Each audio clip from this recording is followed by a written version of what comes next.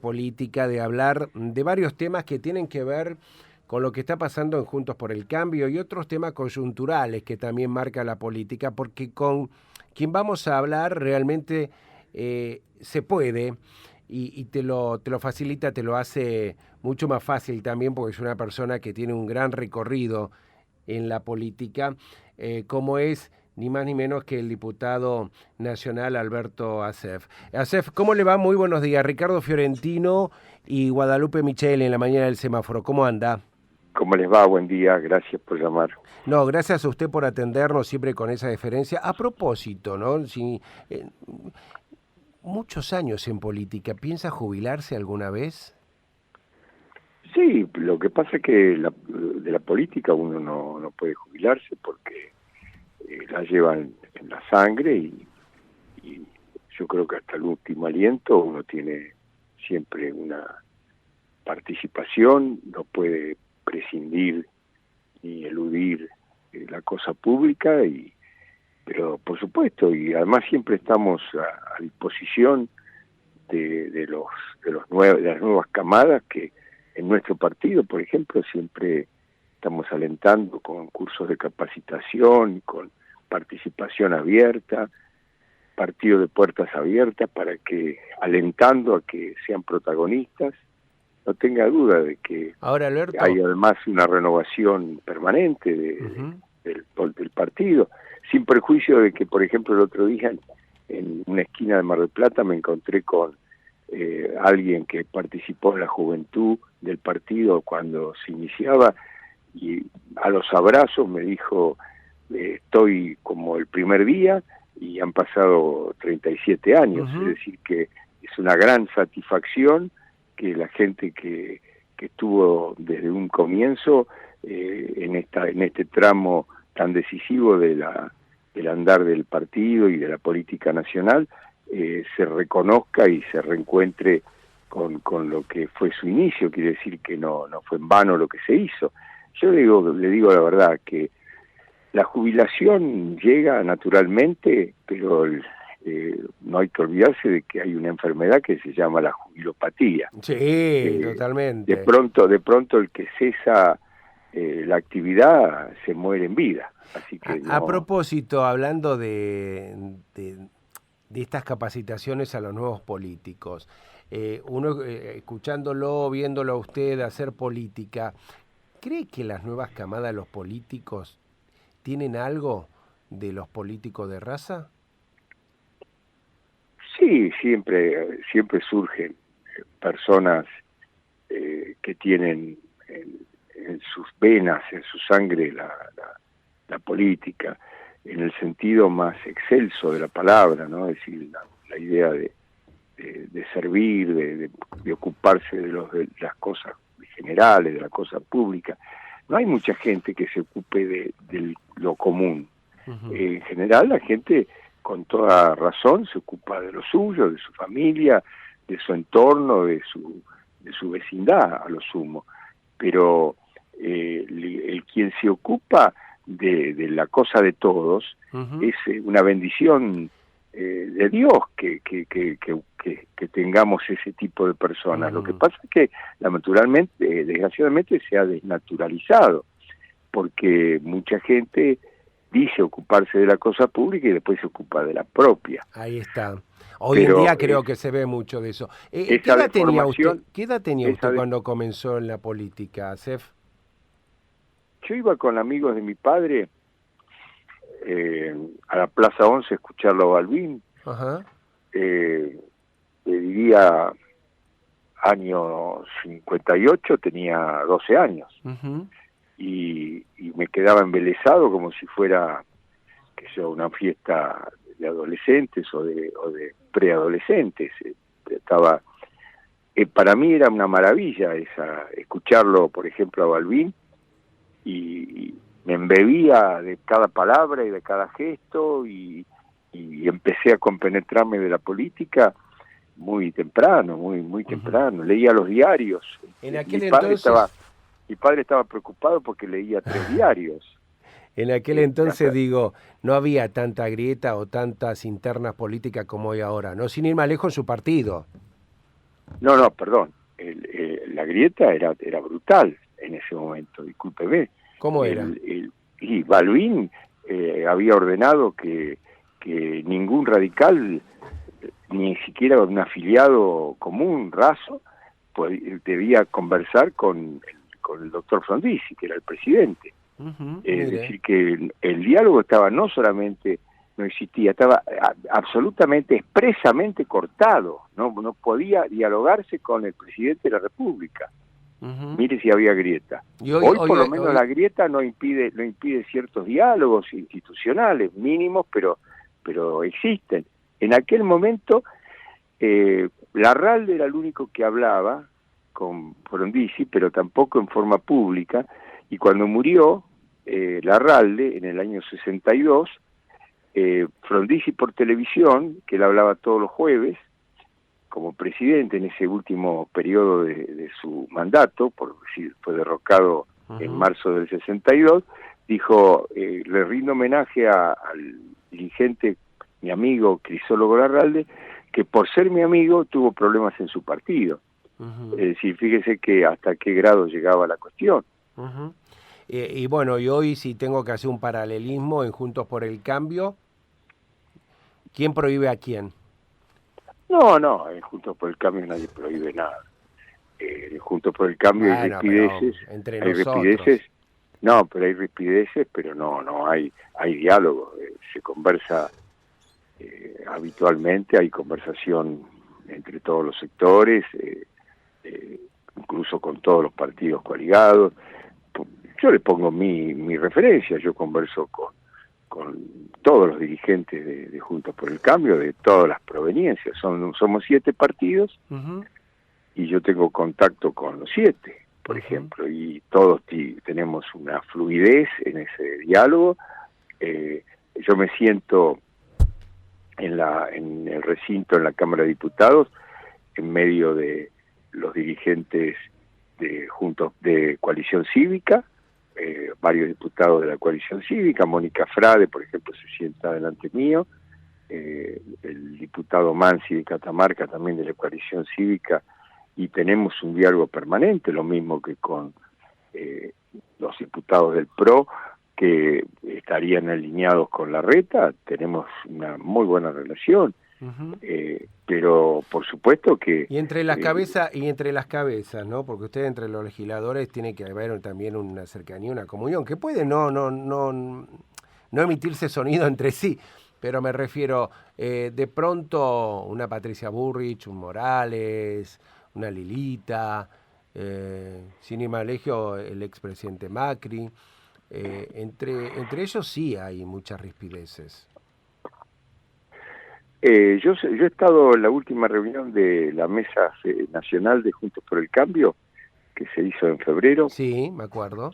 Y le puedo asegurar de que hay diálogo entre todos. Estaban ahí sentados Morales con Patricia de un lado, del otro lado estaba Larreta, estaban todos los dirigentes, estaba Pichetto, y hay diálogo entre todos nos saludamos con todos y todos nos sacamos la foto de familia, por decir así, y la verdad es que no hay rapidez. Sí, hubo un problema ahí en esa mesa, por ejemplo, con el tema de Mendoza, donde un dirigente no estaba queriendo, y finalmente parece que no lo va a hacer, integrar Cambia Mendoza, que es el nombre de la coalición en esa provincia. Sí. Y bueno, esas cuestiones son normales, ¿no? Siempre ha habido, justamente hablando del devenir de la política argentina de los últimos años, de los últimos 50 años, hubo siempre diferencias y disidencias. Y sin ir más lejos, mire cómo se dividió la Unión Cívica Radical entre Frondizi y Balbín, es decir, nada más ni nada menos que dividirse en 2 partidos antagónicos, cuando hasta el día anterior eran todos correligionarios. Así que lamentablemente, como bien dijo Julio María Sanguinetti el otro día que lo escuché, me pareció muy interesante, lo vi por televisión. Cuéntelo. Decía, el grave problema, hay 2 problemas en la Argentina, dice. Uno, no entender parecería que no se entiende que el capital, la esencia de la buena política es la moderación. Acá dice, faltaría, me parece a mí, actitudes moderadas. Y por el otro lado, veo, que es correlativo a lo que estoy diciendo, veo mucho agonismo, mucho enfrentamiento, mucha lucha, mucha puja, cuando tendría que haber un poco más de cooperación, más de convergencia, más de concordancia. Es decir, en vez de eso, como el famoso tema de que uno llegaba a una reunión que ya estaba iniciada y decía, no sé de qué se trata, pero me opongo. Bueno, parecería que oponerse es algo que distingue, en lugar de decir concuerdo. Interesante para volver a releerlo y empezar a desmenuzarlo e incorporarlo. A propósito, ¿Macri se bajó o ya era una renuncia anunciada? No estaba anunciado, no, de ninguna manera. Digo, entre ustedes, no entre los políticos. No, había incertidumbre en ese sentido, no. Yo le digo que en el riñón del PRO y del Juntos por el Cambio había absolutamente falta de certeza, incerteza respecto de cuál iba a ser la decisión de Macri. Había indicios de que Macri podía tener el gesto de renunciar a su candidatura, pero había también otros tantos indicios de que estaba trabajando por la candidatura presidencial, porque cuando usted escribe un libro que dice el segundo tiempo, está anunciando de que tiene la intención de jugar esa segunda parte de la partida. Así que... Bueno, ahora por segundo tiempo se entiende Deportivo, se fue a Boca. Bueno, mire, y eso es interesante también. Es un hombre Macri, que tiene tanta trascendencia en su desarrollo personal, en su vida personal, que él puede dejar la política y hacerla de otra manera. Y nada menos que hacerla en el fútbol, que está tan vinculado con la política en el mundo entero. Acef, a propósito, se bajó Macri y se liberó un poco a lo mejor el camino para lo que puede darse con las internas, ¿no? Y mucho más en el PRO. Y allí quedaron Larreta, quedó Patricia Bullrich. Usted está más cerca de la Bullrich, ¿no? No es que estoy cerca, estoy con Patricia Bullrich. Yo pertenezco a la mesa política de Patricia y venimos desde el kilómetro cero con ella. Está brava Patricia, ¿eh? Me la dejó, yo se lo serví a propósito. ¿Está brava Patricia últimamente o no? Lo que tiene Patricia es mucho coraje, mucha definición. En vez de ambigüedad, definición. Me parece que es lo que necesita esta hora de la Argentina. No es una hora para sobrevolar los temas, sino para afrontarlos, penetrarlos y tratar de desentrañar cuál es el problema y cómo lo vamos a solucionar. Y ella dice muy claro, hay mafias, no se sobrevuela sobre las mafias, sino que se confronta con ellas y se las desarticula. Y eso necesita mucho coraje y mucho compromiso. Esa es la definición, que no implica, lo que decía antes, que ella no entienda de lo básico de la política, que es ser equilibrada, tener moderación a la hora y templanza a la hora de definir, pero la definición, la predefinición, la definición antecedente tiene que ser, hay mafias, yo con las mafias no acuerdo, a las mafias las enfrento. La inseguridad no es para acordar con los delincuentes, es para desarticular la criminalidad. ¿Y con la inflación cómo la ve que se puede manejar? Y con la inflación tampoco se puede convivir. Por lo tanto, a la inflación, mire, la inflación es emisión monetaria sin respaldo y es además expectativas inflacionarias, es decir, la desconfianza en la moneda, justamente por la emisión a granel que hacen del papel moneda, que se transforma en un papel que quema en las manos porque no sirve para nada, entonces hay que sacárselo de encima y eso genera una espiral inflacionaria. Y la confianza se devuelve precisamente con una buena política. La política es la que tiene que mandar en la economía. Después la economía necesita técnica, instrumentación por parte de quienes conocen esa ciencia, pero la política es la que gobierna. La ciencia económica está gobernada por la política, y si la política falla, se descontrola la situación. ¿Qué es lo que está pasando? El 80% de la inflación que hoy tenemos tiene que ver originalmente con la emisión desenfrenada, y esa emisión desenfrenada desencadena una desconfianza inmensa. Y la desconfianza de la sociedad sobre las variables de la economía, que todas las ven más que negras, hace que haya una carrera para ver quién se salva, sálvese quien pueda. Ese es el problema de la inflación, que genera además un desorden moral. El desorden moral del sálvese quien pueda. No hay, se quiebra todo lazo de solidaridad y de convivencia social. El comerciante trata de remarcar porque tiene que guarecerse de lo que viene, no sabe cómo va a venir la semana que viene los precios, cuando tenga que reponer el stock. El consumidor desesperado trata de ganarle a esa remarcación, sacándose los pesos de encima.